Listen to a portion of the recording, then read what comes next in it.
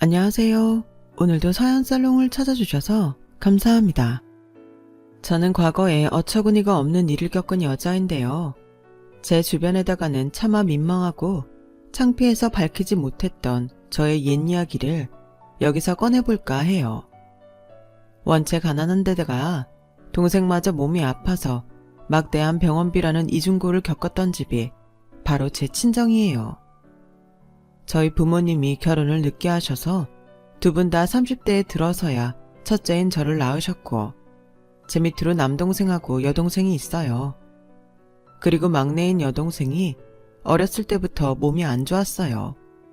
병원 신세를 져야 했고 수술을 몇 차례 받아야 했어요. 아버지는 가장으로서 무거운 책임을 지시고 돈을 버시려 무리하게 일용직판을 전전하시다가 어느 날 크게 다치셨는데요. 그게 또 다른 비극이었던 것 같아요. 이제 집에 환자가 둘로 늘어난 셈이었으니까요.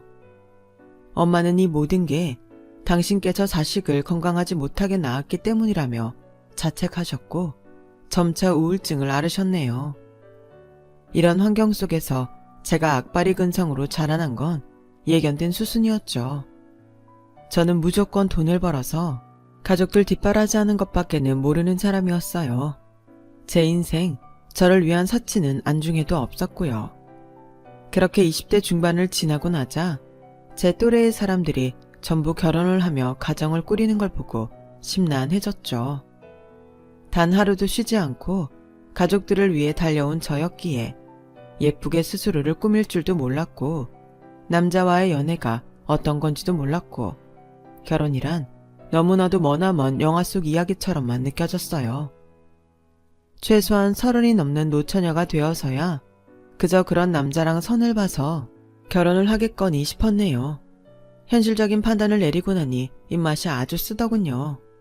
부모님과 동생들을 위해 그때까지도 쉬지 않고 돈을 벌어서 갖다 바친 저는 27 나이에 드디어 혼자 타 지역으로 가서 살게 되었어요. 예전에 몸을 담았던 공장의 임원분께서 자기 공장을 새로 차리셨는데 저에게 일자리를 주고 싶다면서 연락을 해오셨거든요. 숙식 제공에 벌이도 더 나아지길래 제가 응했죠. 새로운 환경에서 지내고 싶기도 하였고요. 그런데 그때 가족들로부터 제가 상처를 좀 받았어요.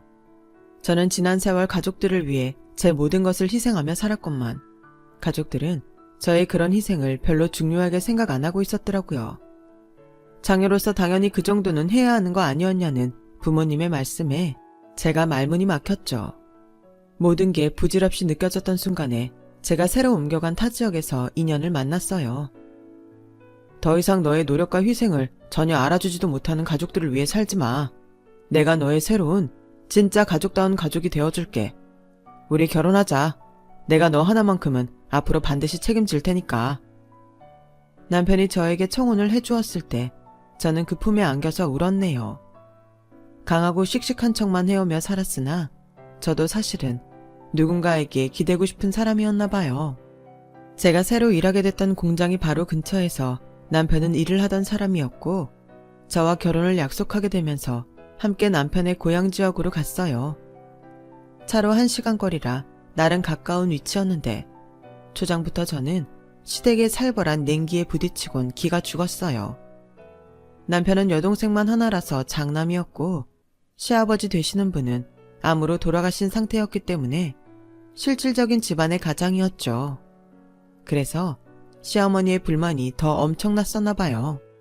취뿔? 아무도 없이 몸만 딸랑 오다니? 이런 털 떨어지고 염치 없는 여자랑 너는 결혼을 하겠다고? 아이고 우리 아들 제발 정신 좀 차려. 차라리 고시 공부를 계속한다 그러면 말리지 않으마. 이렇게 볼 것 하나 없는 여자랑 결혼하면 이것보다 더한 비극은 없는 거야. 우리 아들 제발 이 엄마 말 좀 들어. 시어머니께서는 악을 쓰시다가 아예 반쯤 혼절을 하셨어요. 그 모습에 너무 놀란 저는 저절로 눈물이 나왔는데 그러자 정신을 놓으신 줄 알았던 시어머니께서 눈을 번쩍 뜨시고 몸을 일으키시더니 저에게 냉큼 삿대질을 하셨어요. 이것 봐라. 억지로 눈물 짜내면서 가련한 척하는 거. 가녀리고 연약하게 생긴 애들만 여우인 것 같지? 절대 아니야. 우리 아들 정말 조심해야 할 건 바로 이런 고민 척하는 여우인 거야. 지금도 동정심 유발하려고 시기적절하게 눈물 흘리는 것 좀 보렴. 네? 저는 결코 일부러 울지 않았어요. 지금 이 상황이 너무 당혹스럽고 어떻게 해야 할지 몰라서 저도 모르게 눈물이 나왔을 뿐이에요. 모르긴 뭘 몰라? 당장 내 귀한 금쪽 같은 아들하고 헤어지면 되지. 내가 원하는 게 뭔지 빤히 알면서도 눈 땡그랗게 뜨고 순진한 척 아무것도 모르는 척 하는 걸 보니 네가 보통 가증스러운 년이 아니구나. 내가 눈에 흙이 들어간다 해도 너를 며느리로 들이는 일은 없을 거야. 작정하고 반대를 하시는 것에 저는 고개를 푹 숙였고 남편도 이런 상황까지는 예상 못했는지 얼이 빠져 있었어요. 저에게 엄청 민망해하면서 우리 엄마는 내 말이면 다 들어주는 사람인데 갑자기 왜 저러는지 모르겠다며 변명을 늘어놓더군요. 저는 속으로 그럼 그렇지. 나 같은 조건을 받아들여줄 집안은 없을 거야. 라는 자기 비하를 하고 있었고요. 살아온 인생이 그러했으니 자신감도 자존감도 바닥이었던 것 같아요. 그때 놀랍게도 상황이 맞물려 가기 시작했어요. 바로 남편의 여동생, 제 시누이가 자궁질환 때문에 복통으로 고생하다가 수술까지 받게 된 거예요. 그러면서 수술 전에 각종 정밀검사를 받았다가 다른 질병까지 알게 되었죠. 난데없이 큰 돈이 들어가게 된 셈이었는데 남편이 딱히 모아둔 돈도 없었고 시누이는 사회생활 경력도 없었으나 시댁에 돈이 좀 있었기에 무사히 넘길 수 있었고요. 제가 눈칫밥 먹어오며 또 아픈 여동생 수발 들어오며 살아온 전적이 있었기 때문에 시누이 문병을 갔던 이후로는 아예 간병인 노릇을 했어요. 이런 것에는 이골이란 사람이 바로 저였기에 너무나도 익숙했던 거예요. 제 행태를 보며 시어머니께서는 마음을 누그러뜨리셨죠. 안팎으로 쓸모 하나 없는 퍼러지인 줄 알았는데 이렇게 보니 나름의 쓸모는 다 아는 모양이구나. 그래요 엄마. 다름 아닌 내가 고른 여자인데 아무런 그렇게 별로일 리가 없잖아요 엄마. 그냥 눈 딱 한 번만 감고 저희 결혼 허락해 주세요. 그 틈을 놓치지 않은 남편이 강력하게 시어머니를 졸라대서 저희는 부부가 될 수 있었네요. 지금 생각해보니까 시어머니께서는 몸 아픈 자기 딸을 수발을 들 사람이 생겨서 좋다고 생각하신 것 같아요. 그때 제가 결혼한다 그러니까 친정 식구들은 몹시 당황해했고요. 부모님이 저에게 우리는 너 줄 돈 없는데 라고 하시길래 그건 걱정 마시라고 대답해드렸으나 속으로는 얼마나 서러웠는지 몰라요. 그 지난 세월 제가 얼마나 가진 노력을 다했는데 저에게 돌아오는 것은 없었다니. 아무튼 결혼하는 데 들어간 비용은 거의 다 시댁에서 부담하였고 제가 먹을 거 안 먹고 입을 거 안 입어가면서 모은 쌈짓돈을 보탰어요. 너희 결혼시키느라 돈이 너무 들어갔구나. 이러다 우리 집안 곳간이 싹 다 말라버리겠어. 그렇게 되기 전에 돈을 벌어야 되지 않겠니? 너는 그렇게 생각 안 하니? 너 원래 공장일 다닐 때 잘했다면서. 이렇게 쉬는 거 언제까지 하고 있을 거야? 어서 나가서 돈 벌어야지.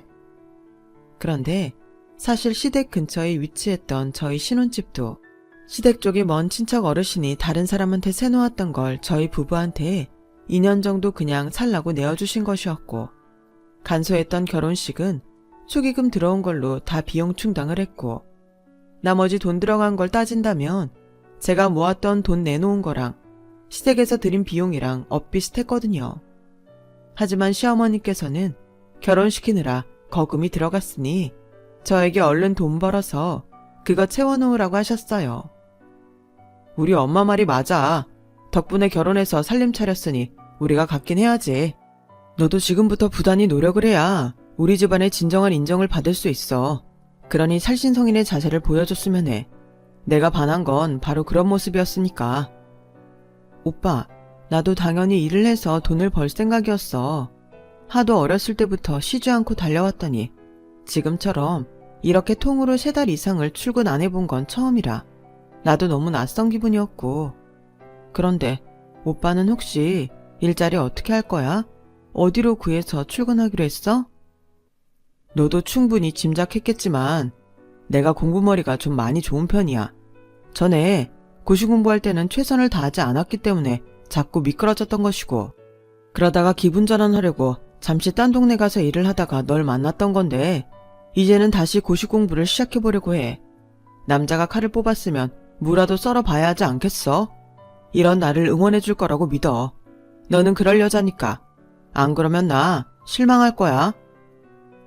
남편은 원래 하다가 때려치웠던 고시 공부를 하겠다며 학원을 끊더군요. 지금 돌아보면 너무 속상한 상황이었으나 그 당시에는 남편이 저에게 너는 다른 여자들과 다르고 너는 특별하다. 이런 식으로 말을 해주는 게 대단한 칭찬으로 들렸나 봐요. 억척스럽게 노력할 줄만 아는 요령 없고 무식한 제 모습을 장점으로 봐주는 것에 가슴이 뭉클했었네요.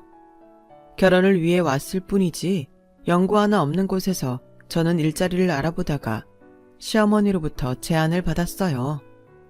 너 어줍잖게 또 공장 일이니? 하루 종일 복사기만 돌리는 사무시다발이 일이니? 그런 거 알아보고 있다면 때려치워라. 차라리 내가 알려준 곳에 가서 일을 해. 그 식당이 사람 하나는 기가 막히게 굴려준다고 그러더라. 네? 식당이요?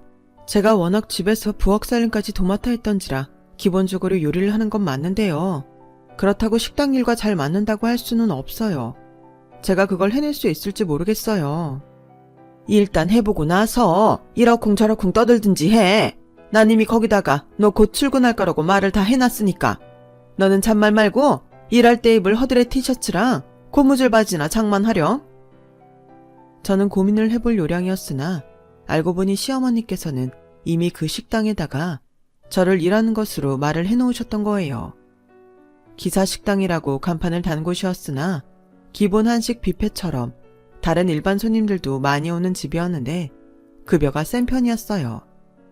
갑작스레 식당 일을 하려니 내키지 않아서 망설였던 저도 급여 얘기를 듣고서 그냥 바로 하겠다고 사장님께 확답을 드렸을 정도였네요.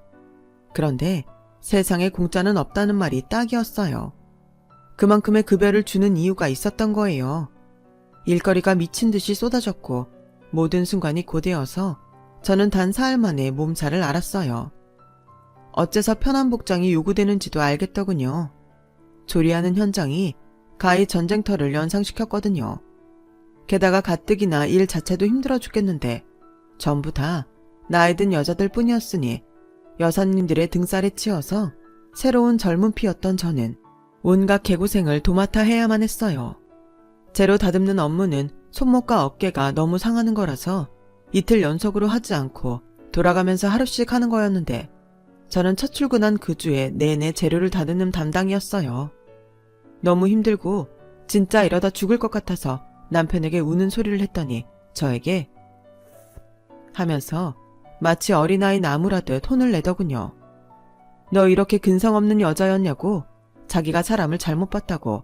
자기는 남자로서의 자존심 다 내려놓고 하루 종일 고시 공부나 하는 와중에도 2시간씩 편의점 아르바이트까지 하고 있는데 네가 어떻게 징징거릴 수 있냐면서 굉장히 서러워하더라고요. 그 반응에 저는 또 주눅이 들었죠. 나중에 가만히 생각해보니까 남편이 잠깐씩 일했던 그 편의점은 시어머니의 사촌 오빠 되시는 분이 운영하는 거였기 때문에 거기서 별로 하는 업무도 없었고 손님 없는 애매한 시간대에 2시간 카운터만 지키는 거였어요. 저는 그런 것도 고려하지 못하고 다 같이 힘든데 나만 힘들다는 소리 하는구나 싶어서 바보같이 꾹 참았었네요. 제가 일을 그만두지 못하도록 분위기 조성하고 은근하게 압박하셨던 시어머니의 존재 때문에 더욱 그랬었고요. 어떻게 그러실 수 있었는가 하면 제가 중노동에 시달렸던 그 식당의 사장님과 시어머니께서 알고 보니 원래 알던 사이셨더라고요. 그걸 저는 제 첫 월급날에 알았어요.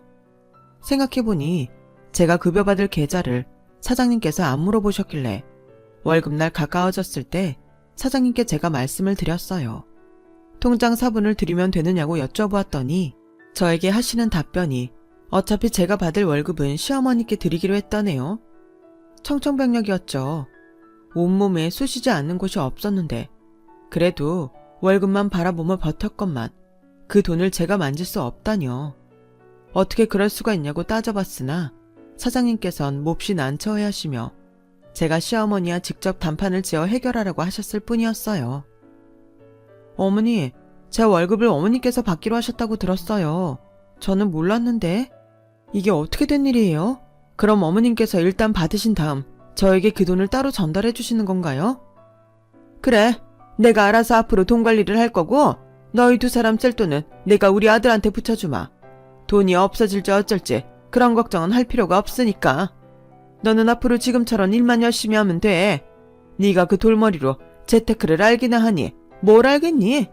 힘들게 빌어먹고 산 집안에서 자란 너는 재테크라는 말이 뭔지도 잘 모를 테지? 그러니 돈 만질 줄 아는 내가 응당 관리를 해야 맞는 거지. 안 그러니? 그때 제 얼굴에 열이 뜨겁게 올랐고 보지 않아도 아마 빨개졌었을 거예요.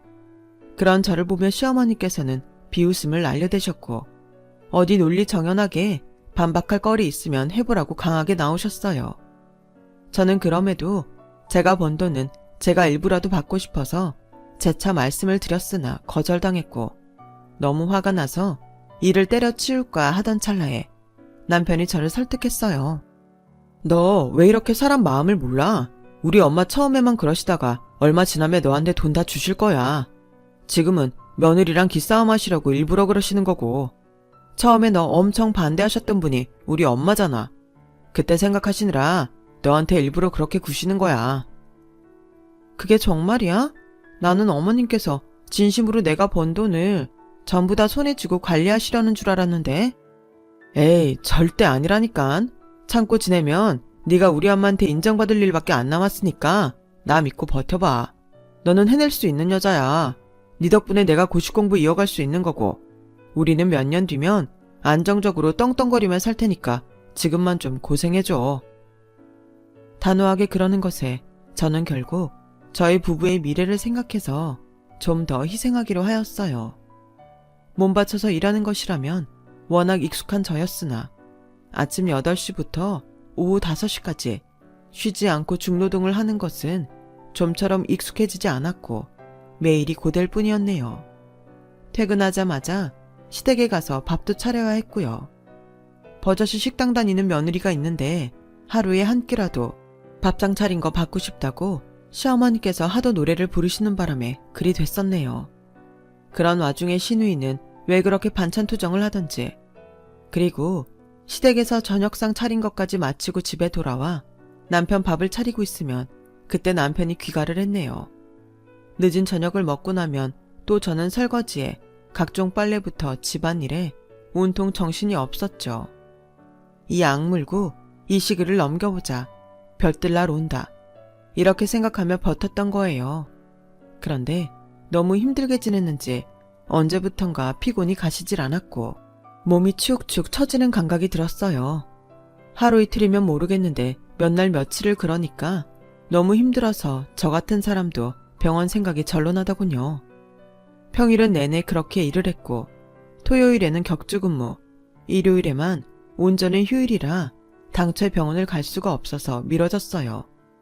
그러는 동안에도 제가 피곤에 쩔어있는 모습을 보고도 남편, 시어머니, 시누이 중에 누구 하나 괜찮냐, 어디 아프냐 이렇게 먼저 물어봐주는 사람이 없었네요. 몸이 아픈데 그것보다 마음이 더 아팠어요. 일요일에도 의원 여는 데가 있어서 힘들게 찾아갔더니 주사 한 대 놔주고 영양제를 꼭 잘 챙겨 먹으라고 하더군요. 그래서 제가 모처럼 영양제라는 것을 약국에서 사봤어요. 그런데 하필 저희 부부 사는 집으로 직접 발걸음을 하신 시어머니께서 그걸 딱 보신 거예요. 제가 밖에 떡하니 둔 것은 아니었고 부엌 천장에 뒀는데 시어머니께서 살림 점검하시겠다고 다 열어보셨다가 발견하셨어요.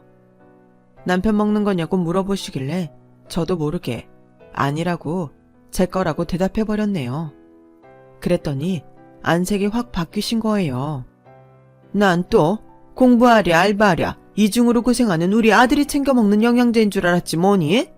너는 이런 거 좋은 거 있으면 너만 숨겨놓고서 먹는 거니? 우리 아들은 안 챙겨주고? 어머니, 그거 여자한테 좋은 영양제라서요. 나눠 먹을 수가 없어서 그랬어요. 그래? 그럼 우리 딸한테 좀 나눠줬으면 좋겠구나. 이거 상표 보니까 대기업에서 나온 거네. 알아주는 곳에서 만든 거면 믿을만하지 않겠니? 반 정도는 우리 딸 챙겨 먹으라고 내가 가져가야겠구나. 제가 어이없는 심정을 꾹 누르고선 신우이는 건강 문제로 고생했던 사람이니까 이런 거 챙겨 먹으면 좋긴 하겠다는 생각을 애써 해가면서 영양제를 반 정도 빼냈어요. 그랬더니 시어머니 하시는 말씀이 가관이었죠. 네 시어미는 여자 아니라니? 너는 어쩜 그렇게 촌떡같이 생겨먹은 대로 센스 하나가 없어. 당연히 알아서 내 목도 챙기면서 이건 어머님 드세요 하면 얼마나 좋니? 더럽고 치사해서 못해 먹겠다고 하려다가 치밀어 오른 화를 꾹 참고선 어머니 드실 것도 그날 챙겨드렸어요. 그거 드셔서 그런지 시어머니는 그 후로 더욱 활발해 보이시더군요. 하지만 정작 저는 식당 뒤 식자재 창고에서 일을 하다가 쓰러지고 말았네요. 갑자기 현기증이 확 일어나면서 눈앞이 핑그르르 돌더라고요. 성질도 센 주방 왕언니도 저를 보고 놀라서는 빨리 병원이나 가보라고 했을 정도였는데 제가 쓰러졌단 소리를 듣고도 시어머니께서는 걔가 별 루난 지랄을 다 떤다며 혀를 끌끌 차시는 게 다였네요. 저는 병원에서 갑상샘 저하증 판정을 받았어요. 그리고 수치가 어마어마하다는 소견도 들었고요. 이 정도면 감정 조절도 너무 힘들었을 거고 일상생활이 괴로웠을 텐데 어떻게 버텼냐고 의사가 놀라워했어요. 어쩐지 과도하게 피곤하고 먹는 거에 비해서 살이 찌고 잘 붓는 게 이상하다 싶었는데 그게 건강에 이상이 있어서 그랬던 거예요. 너무 갑작스러웠고 막막한 기분이었는데 아픈 사람을 대하는 시어머니의 태도를 보면서 저는 더욱 참담해졌죠. 어디서 그딴 질병에 걸려온 거야? 내년쯤에 임신을 이제 해야 하는데 지금 이게 뭔 꼴이니? 너는 잘난 구석 하나가 없으면서 잘하는 것 같지도 하나가 없구나. 너 같은 걸 구제불능이라고 하는 거야, 이 구제불능아. 저는 남편하고 임신 계획을 세운 적도 없었건만 시어머니 말씀에 얼마나 당혹스러웠는지 몰라요. 기계처럼 하루하루 고된 일을 하며 사는 저와 도대체 언제 끝이 날지 모르는 고시공부 삼매경인 남편은 비록 나이는 찼을지언정 아직 이세 이야기를 나눌 여유는 없는 상태였으니까요. 제가 너무 황당하고 서러워서 이렇게 느낀 바를 남편에게 다 털어놓았어요. 그간 억누르고 참고 있었던 것들까지 아예 다 말을 해버렸고 그러면서 저는 엉엉 울어버렸죠. 남편이 저를 적극적으로 달래주진 않았으나 저에게 미안하다고 말을 하길래 그것으로도 저는 나름의 위안을 받았던 것 같아요. 여전히 시어머니께서는 제 월급을 가져가셨으며 그 돈의 일부를 남편 용돈으로 주셨고 그거라도 제가 받고 싶다고 했으나 남편은 그 돈을 받아야 자기가 학원 다니고 공부할 수 있다면서 그러고 있었지만 어쨌든 이 과정들이 결국은 다 지나가고 밝은 미래가 펼쳐질 거라고 상상의 나래를 펼쳤었죠. 하지만 진실은 너무나도 추악하였어요. 원래는 제가 근무하는 토요일이었으나 내부 사정으로 갑자기 쉬게 된 날이 있었어요. 남편은 일찍 공부하러 나갔는데 오후에는 시댁에 갈 거라고 했었죠. 그걸 기억해둔 제가 낮에 시댁을 불쑥 가봤던 거예요. 정말 지금 생각해도 이상한 것이 제가 당최 남편이 있을 시댁에 굳이 갈 이유가 없었는데 그날 제 발이 거기로 향했다는 점이에요. 운명의 인도였나 봐요. 왜냐하면 도착한 시댁에서는 제가 온 것도 모르고 거실 TV를 크게 틀어놓은 채 세 식구는 부엌 식탁에 둘러앉아 대화를 나누고 있었거든요. 제가 우선 TV의 볼륨이라도 낮출까 해서 거실로 발걸음을 옮겼는데 문득 들려오는 대화 내용이 심상치 않다는 걸 느끼고 그대로 걸음을 옮겨 부엌 옆으로 가서 귀만 기울였어요. 엿드는 이가 있을 거라는 건 상상도 못한 채로 시어머니와 남편이 이런 대화를 나누었죠. 그것 봐라. 내가 뭐랬니? 결혼 너무 성급하게 하는 거라고 했었지? 이 엄마가 말리는 데엔 다 이유가 있었던 거야. 에휴, 그러게요. 옛말에 부모 말을 들으면 자다가도 떡이 생긴다는 말이 괜히 있는 게 아니었어요. 설마 내가 이렇게 결혼을 금세 후회하게 될 줄이야. 그 순간 제 심장이 철렁 내려앉았어요. 도대체 왜 저런 대화가 나오게 된 건지 의문이었는데 신우이의 말에서 힌트를 얻을 수 있었죠. 시어머니의 지인을 통해서 남편 쪽으로 중매가 들어왔던 모양이었어요. 그 여자 조건 너무 괜찮던데 집안도 잘 살고 오빠가 성실해서 마음에 든다고 했다며? 결혼했다고 그러니까 아쉬워했다는 게 사실이면 진짜 우리야말로 아쉬운 입장이지. 와, 나도 그런 새언니 가지고 싶다. 지금처럼 구질구질하고 배울 거 하나 없는 얼뜨기 말고 진짜 세련된 새언니 말이야. 제가 신우이를 얼마나 정성스레 간병했었는데 수술받고 나서 신우이가 상심에 빠져 있었을 때도 저는 성의껏 위로를 해줬었죠. 그런데 은혜를 원수로 갚다니요. 절망적인 배신감에 허우적거리고 있는데 시어머니께서는 한술 더 뜨시더군요. 며느리 쪽의 하자가 심했고 바람나서 떠나갔다고. 그러면 상대방 집안에서도 괜찮다고 여길 거라 하셨어요. 그 말씀인즉 저에게 그런 누명을 씌워 이혼시키겠다는 것이나 진배 없었죠. 엄마, 걔가 매사에 꿋꿋한 거 못 봤어? 구슬리는 게 쉽다는 장점이 있지만 대신에 찰거머리 기질이 있는 여자라고. 이제 와서 떨어질 것 같지가 않아. 일 잘하고 노예 기질 강한 게 마음에 들었는데 그래서 너무 결혼하고 싶었던 건데 그때 내가 너무 그 생각에 사로잡혀서 성급했던 것 같아. 결혼을 무작정 진행했었더니 지금 걔를 봐봐. 건강 나빠져서 완전히 마탱이 같잖아. 솔직히 걔한테는 미안한데 여자로 안 보이고 이성적인 매력도 안 느껴지고 그냥 갑갑해서 미치겠어. 제 남편의 목소리가 분명히 맞았는데 들려온 내용은 너무 충격적이라 그 사실을 부인하고만 싶었어요. 비참하게도 발소리를 죽이고 울음을 삼키며 저는 시댁을 몰래 빠져나왔고 그때 제 가슴은 온통 문드러졌습니다. 저 심성 나쁜 자들을 막으려면 제가 절대로 이혼을 안 해줘야 하는데 그걸 알면서도 저는 더 이상 저를 깔보는 존재들과 엮이며 사는 게 싫었고 저를 사랑하지도 않는 남자의 아내로 살며 스스로를 갉아먹기가 싫었어요. 생각을 차분하게 정리한 저는 우선 사과를 받고 싶어서 남편에게 제가 그들의 대화를 들었노라 밝혔죠. 그리고 당장 사과하라고 했어요. 저는 남편이 응당 그것만은 바로 들어줄 줄 알았는데 제 눈을 보며 피식 웃더군요. 내가 왜 사과해야 돼? 여자로서 너무나도 매력이 떨어지는 네 잘못도 있잖아. 우리 아직 신혼이라 할 수 있는 시기인데 너 지금 꼬라지를 봐라. 뭐라고? 내 꼬라지가 왜 이렇게 됐는데? 너 때문이잖아. 네 가족 때문이잖아. 이 양심 없는 나쁜 놈아. 제가 눈물로 외치자 그때부터는 피곤하다면서 저를 상대도 안 해주었죠. 시어머니께서는 제가 먼저 꺼내고 싶었던 그 두 글자 이혼을 저보다 빨리 입에 담으셨네요. 잔말 말고 그냥 이혼하거라. 서로가 안 맞는 걸 알았으니 된 것 아니겠니? 왜요, 어머님? 새로 며느리로 맡고 싶은 사람이라도 있나 봐요. 아, 그새 벌써 오간 이야기라도 있는 모양이죠? 네, 마음대로 하세요. 그런데 저는 이 집안에서 제가 온몸 바친 희생의 대가를 받고 나가야겠어요. 이대로 그냥은 못 나가요. 그러자 시어머니께서는 뭐가 그리 분하셨는지 저를 향해 씩씩거리시며 지갑에서 10,000원짜리 3장을 꺼내 던지셨어요.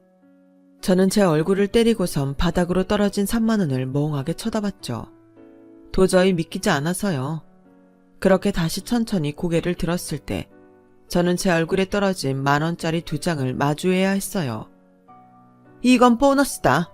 이만하면 후하게 쳐줬지? 우리 아들 감히 니까지 것이 넘보지도 못할 귀한 사내인데 그동안 네가 부부로 살아봤으니 사실은 내가 너한테 돈을 뜯어내야 속이 시원한 참인데 그간 네가 벌어다준 돈이 있으니 거기서 참작하여서 30,000원 거슬러 줬고 20,000원은 내가 인심 후하게 썼다. 이제 정상 끝났으니 네가 꺼지는 일만 남았구나. 이루 말할 수 없이 비참하였고 제 영혼에 상처가 나는 듯한 그런 이상한 감각이 들었어요. 더 머무르면 제가 돌이킬 수 없는 흉터를 입을 것 같아서 결혼했을 때 어리석었던 것처럼 꼭 그렇게 바보 같은 모양새로 이혼을 하였습니다. 더 이상은 얽히고 싶지가 않았어요. 저는 시어머니였던 그분이 던진 50,000원 그때 꾸역꾸역 챙겼어요. 그런 저를 그분은 마구 비웃었었죠. 돈이 얼마나 궁하고 자존심이 없었으면 이런 상황에서도 그걸 챙기냐며 말이죠. 하지만 저는 그때 이 순간의 수모를 앞으로 절대 잊지 않고 살겠다는 다짐으로 그걸 챙긴 거였어요. 다시는 멍청이 같은 선택을 하며 살지 않겠다고 스스로에게 약속을 하며 피눈물을 삼켰네요. 저는 고향 지역으로 돌아갔지만 친정 부모님은 이혼당한 저를 창피해하셨고 저는 자취를 하며 일을 다녀야 했어요. 식당 일은 이제 안 하고 싶었으나 조건이 너무 좋았고 무엇보다 젊은 여사장님의 인품에 끌려서 그곳에 출근을 하게 되었죠. 그리고 이때부터 제 인생이 달라지기 시작했어요. 전에 하던 일에 비하면 너무나도 수월했기에 저는 편하게 했는데 그게 사장님 눈에는 대단하게 보였나 봐요. 그 식당이 점점 잘 되면서 2호점을 내실 생각을 한 사장님은 저에게 그걸 맡기실 작정까지 하신 거였죠. 저는 너무나도 큰 기회가 찾아온 것에 두려웠고 어떻게 하면 거절을 잘할 수 있을까 그 생각뿐이었어요. 고민을 나누다 보니까 자연스레 동생들하고 관계가 친밀해지더군요. 알고 보니 동생들은 나이가 들수록 점점 더 그 마음속에서 저를 향한 고마움이 커졌더라고요. 특히 제가 타 지역으로 떠났던 뒤부터는 저의 빈자리를 실감하면서 더욱 저에 대한 고마운 마음들을 가지게 된 모양이었어요.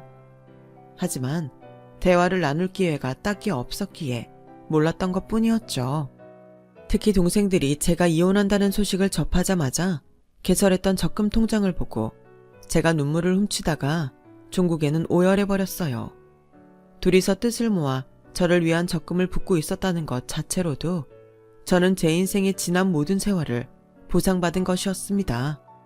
친정 부모님이 어찌 태도를 취하시든 이제 세 남매는 서로의 손을 꼭 잡고 있었으니 그것으로 감동이었죠. 동생들이 제 뒤에 있다는 생각에 용기가 피어오른 저는 2호점을 도맡아서 해보겠다고 나섰고요. 제가 동생들과 우애를 다지는 과정까지 다 보신 사장님께서는 가까운 지인에게 제 이야기를 해놓으신 상태였어요. 저는 그걸 꿈에도 모르고 있었고 그냥 2호점을 성공적으로 오픈하고 정신없이 장사하는 것만으로도 바빴는데 어느 날 사장님께서 저에게 남자 소개를 받아보라 하시더군요. 무조건 거절했으나 가까운 지인분의 조카라고 한번 만나나 보라고 간청을 하시기에 못 이긴 척 소개를 받아봤어요. 근데 저보다 3살이나 어리더라고요. 저는 이혼녀였고 예쁘지도 않았고 내숭 떠는 매력도 없는 여자였어요. 그걸 제가 잘 알았고 전 남편에게서 들었던 폭언 때문에 자신감도 없었건만 그 사람이 저를 향해 이렇게 말을 해주는 거예요. 저희 이모랑 식당 사장님이랑 두 분 다 사람 보는 눈이 정확하신 것 같아요. 그리고 어떻게 제 취향도 정확히 알아보셨는지 모르겠네요. 쑥스러운지 제 눈도 똑바로 못 쳐다보고 배시시 웃으면서 말하는 모습에 제가 깜짝 놀라다 못해 그 자리에서 하마터면 뒤로 넘어갈 뻔했어요. 그랬다면 엄청 부끄러운 일로 남았겠죠. 저는 그렇게 이혼하고 나서 딱 1년 만에 연애를 시작했어요. 갑상샘 질환 때문에 마음고생할 때도 있었으나 어느샌가 자연스럽게 수치가 정상으로 돌아와 버렸어요. 이거 참 귀신이 고칼 노릇이었죠. 세월이 흘러감에 따라 저는 대박 식당의 사장으로, 동생들이 자랑스러워하는 집안의 장녀로, 조카에게 용돈을 턱턱 안겨주는 멋쟁이 고모이자 이모로, 그리고 저를 세상에서 가장 아껴주는 남자의 아내로 그렇게 살아갔어요. 그러던 어느 날 저는 엄청난 우연 앞에서 소스라치게 놀라고 말았죠. 아니, 그쯤 되면 우연이 아니라 운명이라고 해야 할까요? 신축 빌라 단지에 들어선 저희 차가 주차를 하는데 청소업체 차량이 바로 옆에 보이더라고요. 작은 경차였고 각종 청소 도구들이 차 안에 빼곡했죠. 제가 곧장 차에서 내린 건 그 청소업체 소속으로 보이는 사람들 2명을 발견했기 때문이에요.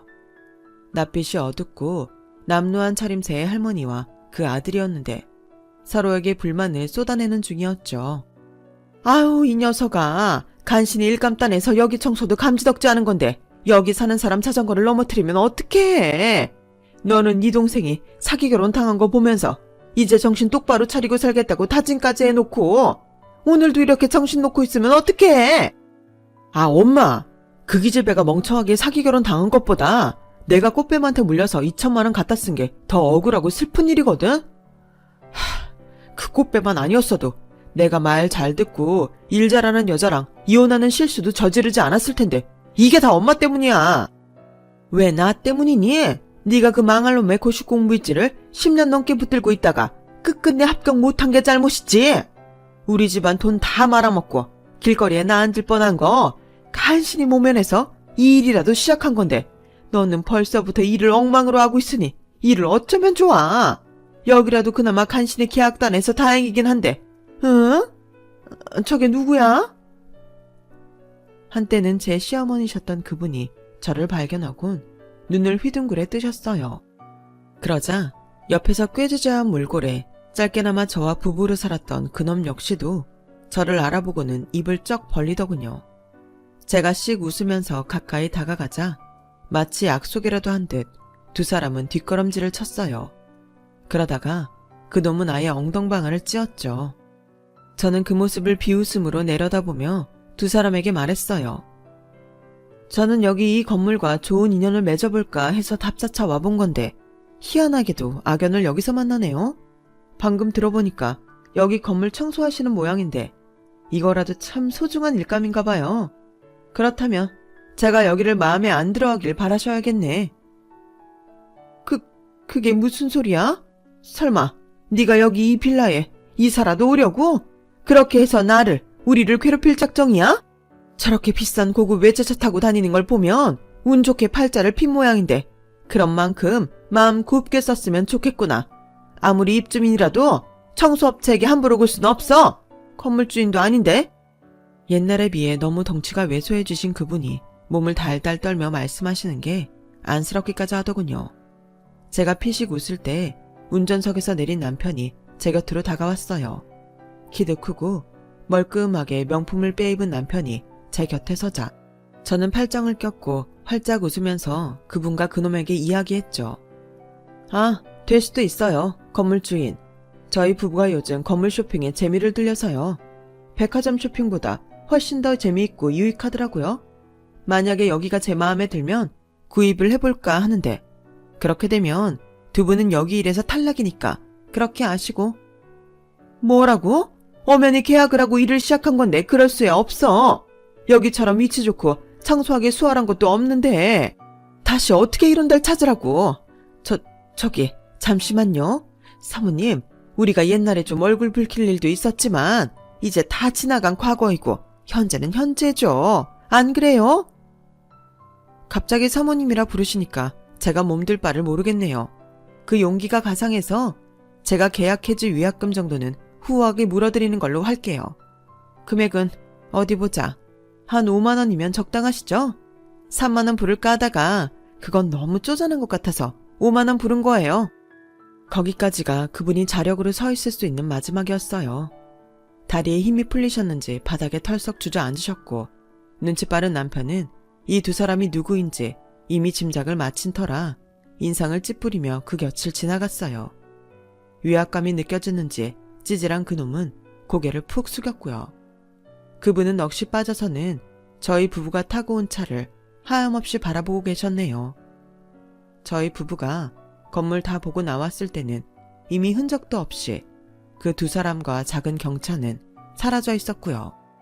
건물주분께 다음에 여쭤봤더니 5만 원 받고 잘리기 전에 먼저 그만두겠다고 그 청소업체에서 말을 해왔다는 거예요. 말이 청소업체이지 개인이 막 시작한 지 얼마 안 돼서 이런저런 거라도 다 해보려고 애쓰는 모습에 계약을 했었다고 건물주분께서 말씀해 주셨죠. 먼저 그만두겠다고 하는 목소리가 상당히 떨리고 있었다는 건물주분의 추가 설명을 들으며 저는 쓴웃음을 짓고 말았네요. 저희 부부는 결론적으로 그 건물을 구입하지도 않았는데 말이죠. 다시는 그들을 볼 수 없었으나 치열하고 처참한 일상을 이후로 이어갔을 거란 예감이 들어요. 저는 사랑하는 남편과 딸과 함께 잘 살아가고 있답니다. 지금은 친정 부모님과도 사이가 좋고 시댁 식구들과는 두말할 것 없이 화목한 나날을 보내고 있네요. 제 이야기는 여기까지입니다. 들어주신 여러분의 일상에도 항상 건강과 즐거움이 가득 이어지길 바랍니다. 여러분, 사연 댓글에 응원과 현명한 조언 부탁드려요. 좋아요와 구독은 저에게 큰 힘이 됩니다. 오늘도 좋은 일 가득하세요.